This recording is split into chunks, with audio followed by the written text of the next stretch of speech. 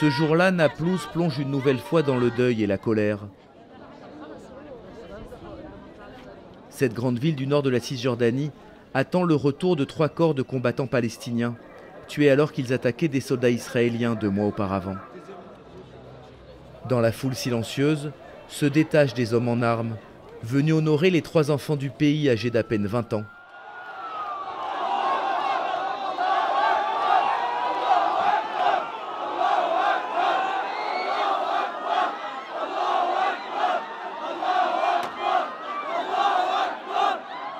Trois héros pour cette jeunesse survoltée.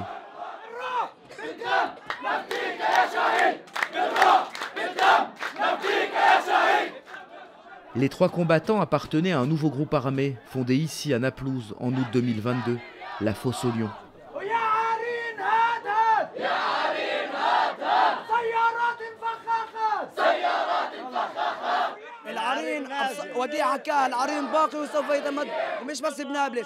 La Fosse aux Lions, ils sont partout, à Jenin, à Naplouse, dans toute la Palestine. C'est le seul mouvement qui brandit l'étendard qui proclame qu'il n'y a pas de Dieu en dehors de Allah. C'est-à-dire que nous n'appartenons ni au Hamas, ni au Fatah, ni au djihad islamique. Nous n'appartenons qu'à Dieu.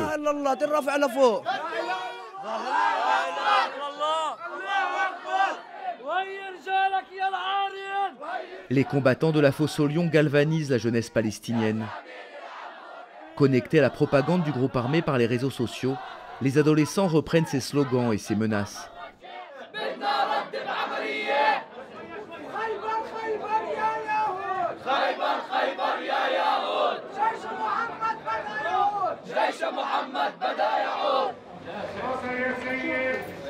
Les combattants de la Fosse aux Lions font l'objet d'un véritable culte à Naplouse.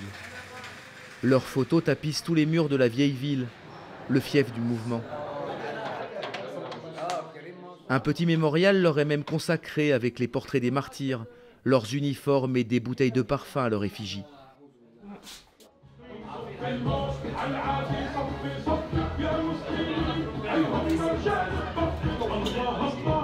Chez les coiffeurs du quartier, les jeunes se font tailler la barbe à la manière des héros de la Fosse aux Lions. Je me laisse pousser la barbe pour ressembler aux martyrs et aux combattants. Nous devons être ensemble, main dans la main, toute la ville. Nous ne pouvons pas laisser nos enfants, nos frères se faire tuer et regarder sans rien faire. Nous devons établir des cellules combattantes pour qu'ils aient peur de rentrer chez nous.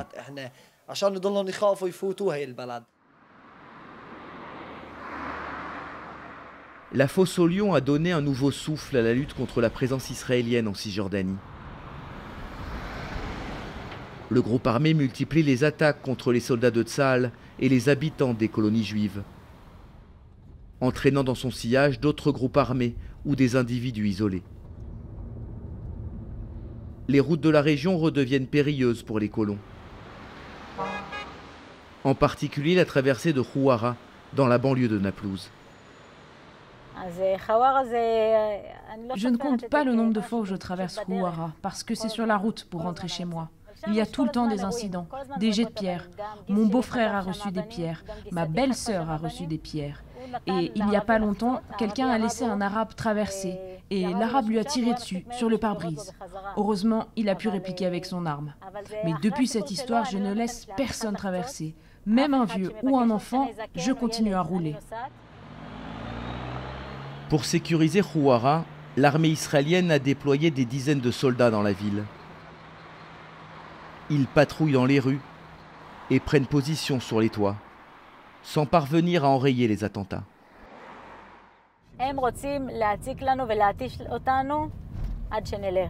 Ils veulent nous harceler et nous décourager jusqu'à ce que nous partions.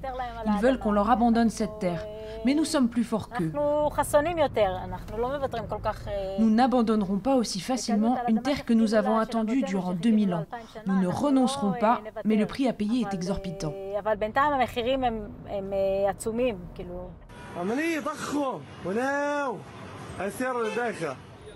En février, 2 jeunes Israéliens de 20 et 22 ans, 2 frères, sont tués par un Palestinien armé en traversant Khouara.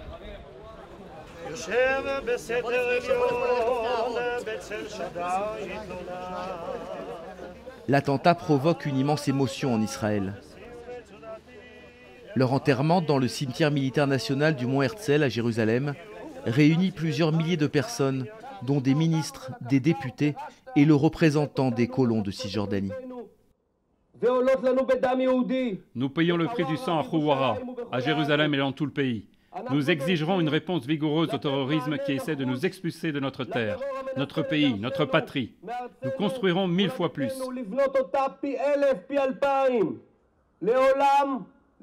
Jamais, jamais nous ne baisserons la tête devant vous. Nous sommes juifs, Dieu est avec nous. Et nous vous vaincrons, bande de barbares.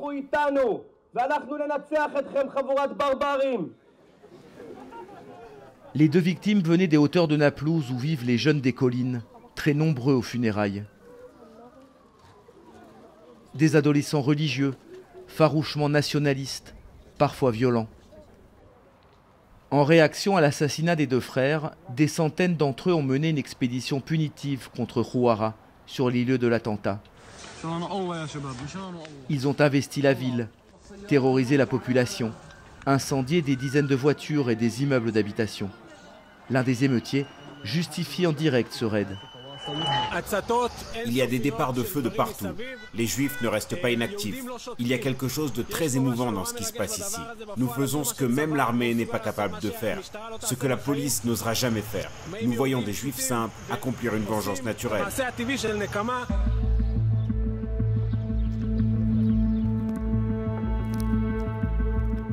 Habituée aux attaques des jeunes des collines, cette habitante de Khuwara n'avait jamais assisté à un tel déferlement de violence.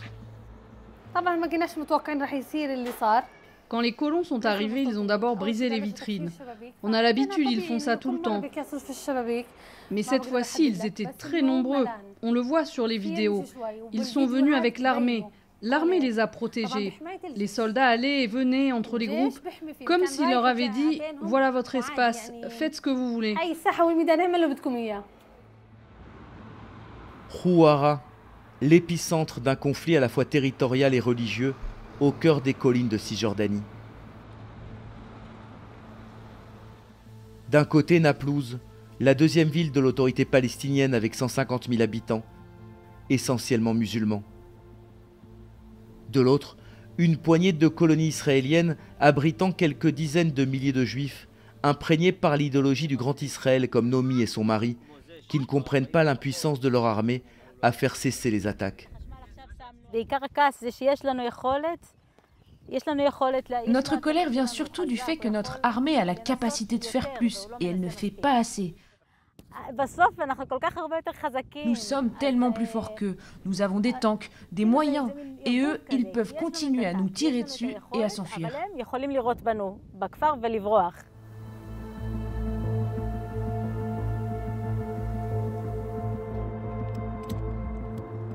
Pourtant, l'armée israélienne ne cesse de mener des raids contre les groupes armés palestiniens.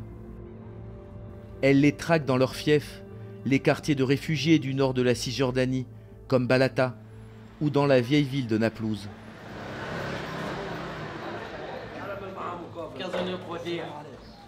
Pour pénétrer dans ce quartier désormais interdit aux touristes par les combattants de la fosse aux lions, Tsahal utilise des agents infiltrés.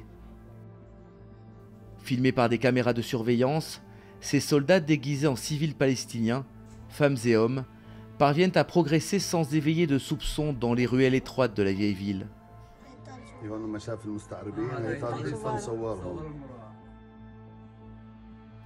Une autre équipe les rejoint, ceux-là déguisés en éboueurs. Le commando se retrouve sur un toit du quartier.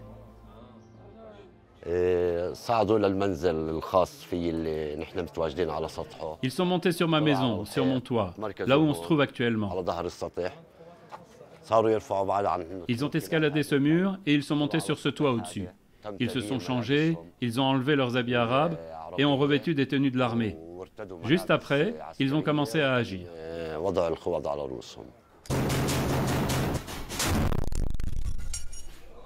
Lors de cette opération, l'armée israélienne abat 3 militants de la fosse aux lions, dont le frère de cette femme, Sohila Daoud. Finalement, il a obtenu ce qu'il voulait. Il voulait devenir un martyr. Il le disait toujours, je veux être un martyr, comme les autres.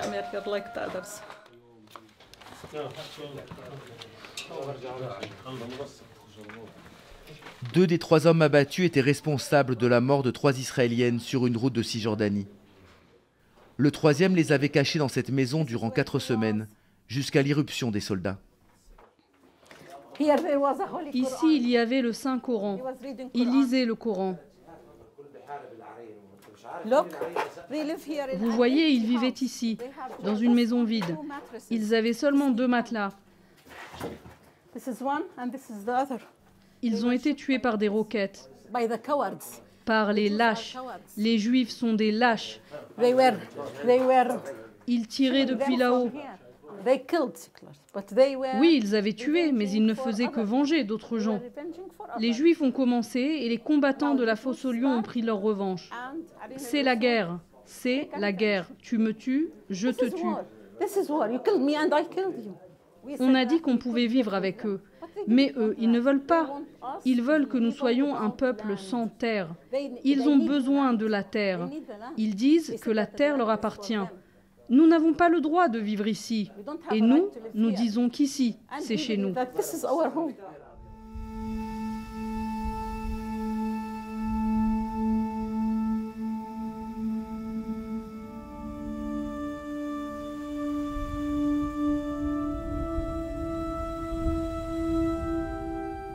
Une lutte acharnée pour la terre, pour chaque colline de Cisjordanie, pour inciter leur gouvernement à accélérer la colonisation, les jeunes des collines multiplient les implantations au milieu des zones palestiniennes. Ils installent de minuscules avant-postes sur des points stratégiques, des campements illégaux, régulièrement détruits par l'armée israélienne.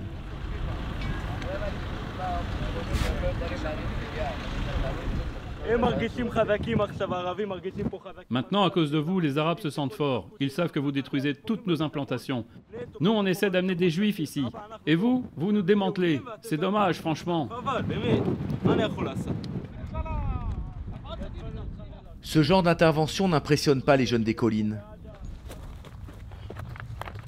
À peine l'armée repartie, ils reconstruisent leur avant-poste, pierre par pierre.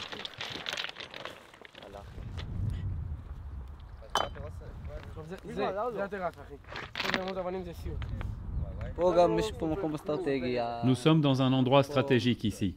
Nous veillons sur les axes de circulation. Grâce à cela, il y a moins de jets de pierre. Plus il y a de Juifs sur le terrain, plus c'est difficile de leur faire du mal.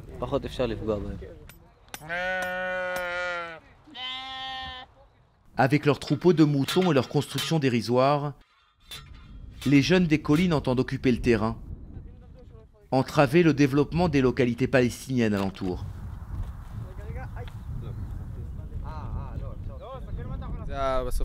Finalement, c'est une guerre pour le territoire. S'il n'y avait pas de Juifs ici, il y aurait des Arabes. C'est la raison pour laquelle nous sommes ici. Nos patriarches vivaient ici. Ils étaient aussi bergers et Dieu nous a donné cette terre en héritage. C'est écrit dans la Bible. Et si Dieu le veut, bientôt nous contrôlerons toute la terre d'Israël. Nous sommes revenus après 2000 ans d'exil. Les jeunes des collines reçoivent le soutien des adultes de la région. Avant la nuit, ces femmes viennent leur apporter des vivres et des couvertures. Tenez, prenez ça. Et voilà un oreiller pour que vous soyez plus à l'aise. À force d'obstination, les jeunes des collines finissent en général par obtenir la légalisation de leurs avant-postes. Pionnières du mouvement de la colonisation, ces femmes le savent bien. C'est comme ça que toutes les implantations de Judée-Samarie ont été édifiées. Là où j'habite, il y a aujourd'hui 400 familles. Et nous avons débuté avec 8 familles il y a 40 ans. Eux, aujourd'hui, ils sont 8 jeunes. Dans 40 ans, ils seront aussi 400 familles. Ils prennent une colline, puis une autre colline, pour contenir le développement des Arabes. Je ne dis pas que les Arabes ne peuvent pas vivre sur cette terre. Enfin, si Dieu pouvait faire quelque chose pour qu'ils dégagent d'ici, ça serait bien. Mais bon, disons qu'ils sont là. C'est avant tout notre pays. Dans cette guerre des collines, religion et nationalisme se mêlent inextricablement. Un conflit à l'ombre des patriarches de la Bible. Il est près d'1 heure du matin. Des milliers d'Israéliens, juifs orthodoxes, convergent vers Naplouse.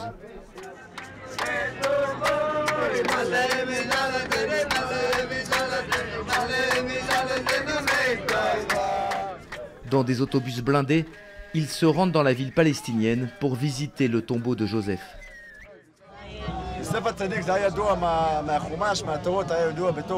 Joseph le Juste est connu dans la Bible comme le gardien de l'Alliance. On le retrouve à de nombreux endroits dans le texte. À chaque fois que je rentre ici, je ressens une très grande émotion. J'ai des frissons dans tout le corps.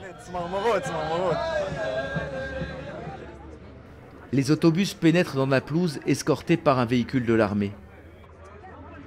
Des blindés jalonnent tout le parcours. La ville a été placée sous couvre-feu. Si on entrait ici en plein jour, on n'en sortirait pas vivant, c'est certain. Tous les terroristes se trouvent ici. Tous ceux qui commettent des attentats viennent se réfugier à Naplouse. L'armée mène souvent des opérations et arrête les plus grands terroristes dans cet endroit.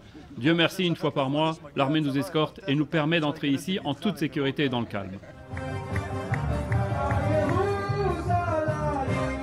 Durant toute la nuit, les pèlerins défilent dans le tombeau de Joseph pour prier et danser.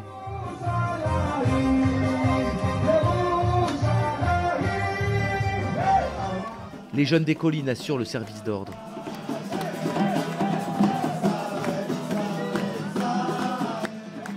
Pour cette génération, ces brèves incursions nocturnes sous protection militaire ont un goût de trop peu. Il faudra un jour conquérir le tombeau de Joseph. C'est la terre des Juifs, mais nous sommes encore en exil. C'est encore sous le contrôle des Arabes parce que nous n'avons pas encore reconstruit le temple de Jérusalem. Si Dieu veut, bientôt le Messie viendra.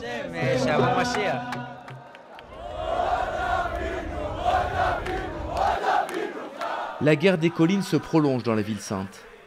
En ce mois de mai, les Israéliens célèbrent la conquête et l'annexion de Jérusalem-Est en 1967.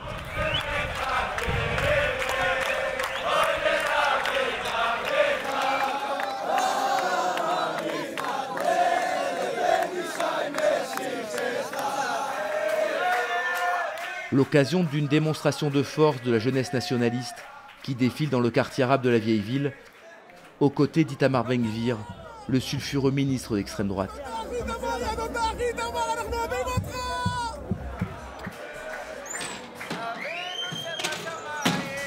Par peur des violences, les commerçants palestiniens ferment leurs boutiques.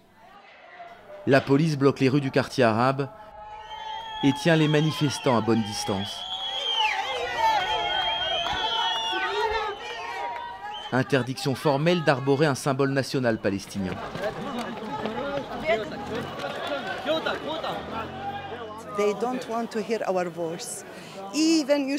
Ils ne veulent pas entendre notre voix, vous voyez bien. Ils veulent contrôler la ville et dire au monde que ça leur appartient, que c'est leur capitale. Mais s'ils avaient le contrôle, ils n'auraient pas besoin de ces armes et de 3000 soldats pour protéger la marche. Nous n'avons pas d'armes. Nous disons simplement que nous sommes ici. Nous sommes de Jérusalem, nous sommes palestiniens, nous devons rester ici et nous ne partirons jamais.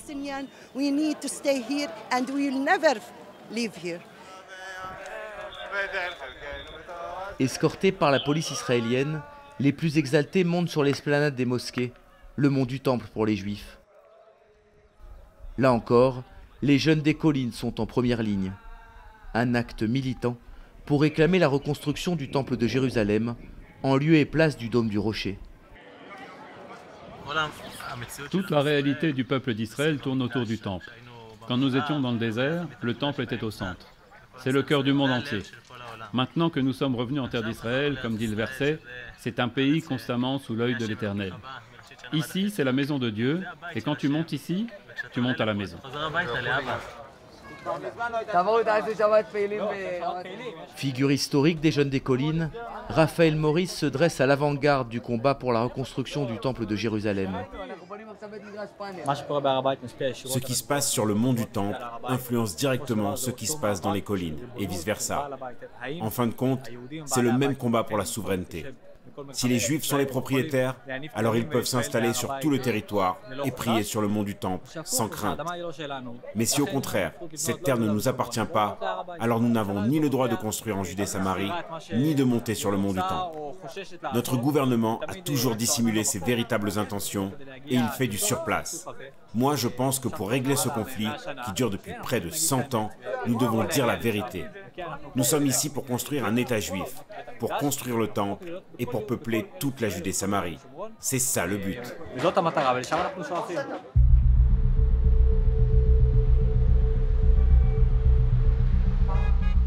Qui va gagner la guerre des collines?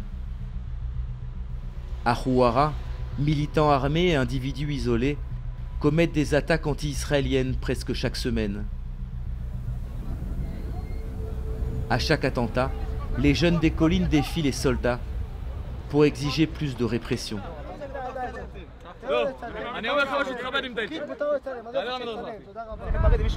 Quand quelqu'un cherche à vous tuer, il faut l'éliminer. C'est normal. Rentrer et tuer les terroristes à Naplouse, cela ne suffit pas. C'est comme enlever une seule épine sur un cactus. Nous, on veut une action appropriée, quelque chose de grand. Pour sécuriser les trajets vers les implantations des hauteurs de Naplouse, les autorités construisent une route qui va contourner Houara.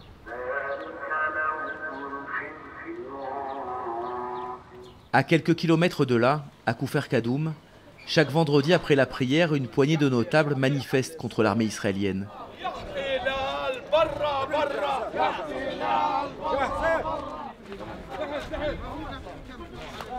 Quelques jeunes lancent des pierres contre les soldats.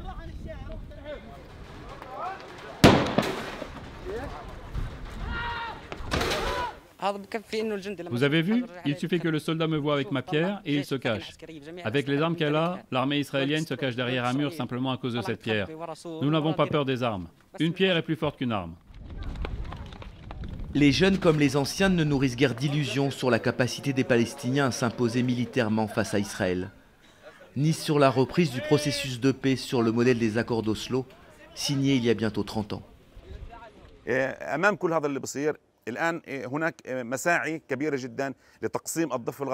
Ils font actuellement des efforts considérables pour diviser la Cisjordanie en cantons isolés. Ils essaient de construire des petits blocs de colonies entre les colonies déjà établies sur les terres occupées en 1967, afin de séparer le sud de la Cisjordanie du centre et le centre du nord.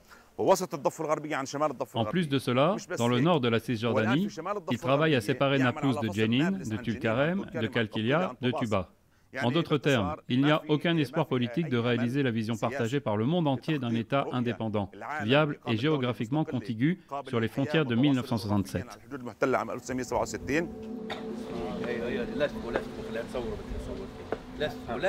Après la manifestation, les enfants se déguisent en combattants et jouent à la petite guerre des collines. Une nouvelle génération qui s'apprête à entrer à son tour dans la spirale sans fin du conflit israélo-palestinien.